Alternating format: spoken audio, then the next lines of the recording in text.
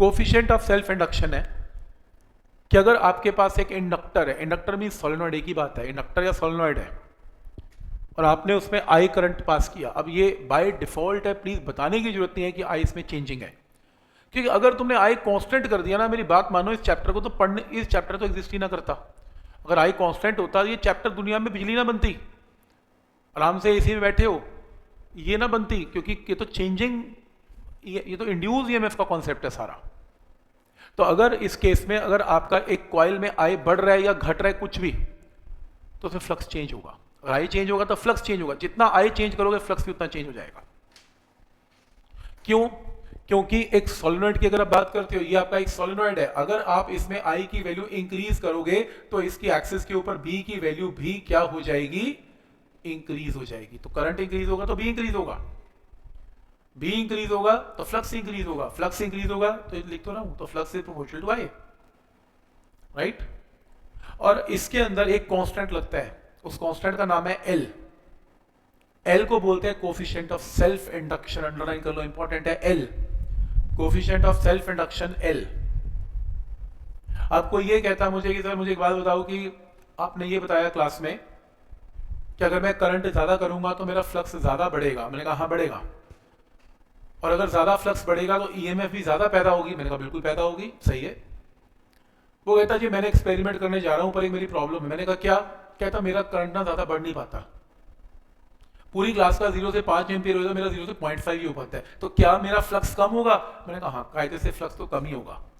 कहता मेरे सर्किट में इंड्यूस्ड ईएमएफ पैदा कम होगी। मैंने कहा हाँ कम होगी। कहता ज्यादा नहीं हो सकती। मैंने कहा हो सकती है।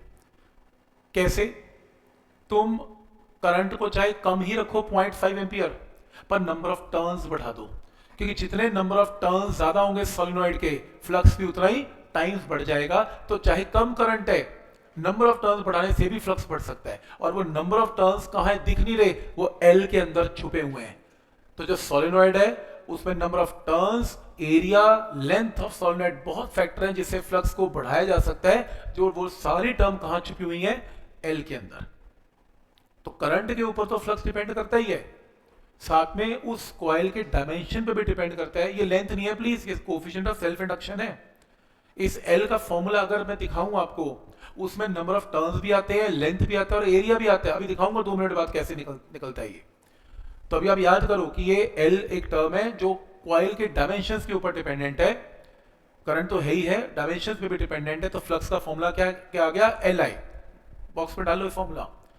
तो फ्लक्स का फॉर्मूला एल आई। तो उस कॉइल में ईएमएफ कितनी पैदा होगी? Minus d phi by d t, Faraday's law. Phi की जगह क्या पुट करें? L I. किसी भी कॉइल के डायमेंशन चेंज नहीं करेंगे तो एल इज अ कांस्टेंट, तो फॉर्मूला क्या बना? Minus L d I by d t. Box में डालो, इंपॉर्टेंट मार्क करो, काफी इंपॉर्टेंट है। इंड्यूस ईएमएफ का formula minus L d I by d t. और एल का जो इन्वेंशन है ये हेनरी साइंटिस्ट ने किया, तो आज आप हेनरी याद करोगे। हेनरी को यूनिट्स क्या है? Henry. Coefficient of self induction is Henry. Point समझ में आ रहा है यहां तक? तो दिस इज हेनरी, ठीक है यहां तक। अब एल है क्या, इसको समझते हैं। एल क्या है? बहुत इंपॉर्टेंट है, पेपर में आने की बहुत प्रोबेबिलिटी है, इंपॉर्टेंट मार्क करो।